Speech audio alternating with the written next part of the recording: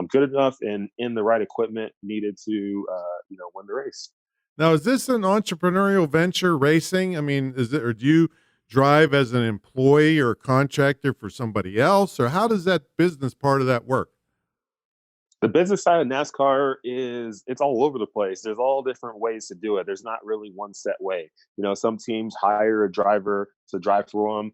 Typically, the teams that do that have some sort of big funding coming their way, Hmm. which helps them do that because at the end of the day, it's expensive to race.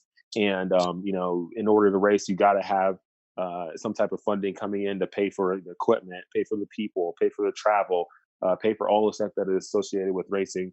Money is necessary. If for some reason the team does not have some type of sponsorship, coming from some company that is helping fund all this stuff, then some of the costs will come out of the owner's pocket, and that cost coming out of their pocket, well, they can only fund the venture for so long before they go bankrupt.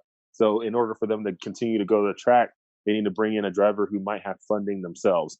A lot of drivers will have funding from their family. Maybe their mom and dad are owners of some company that's making a lot of money, or they are higher up in some company and they're making tons of money, and maybe they can write the check for their kid to go race.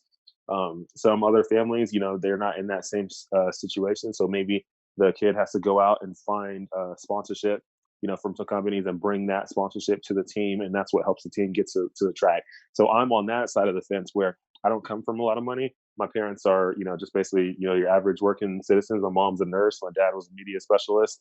So they're not, millionaires or anything like that.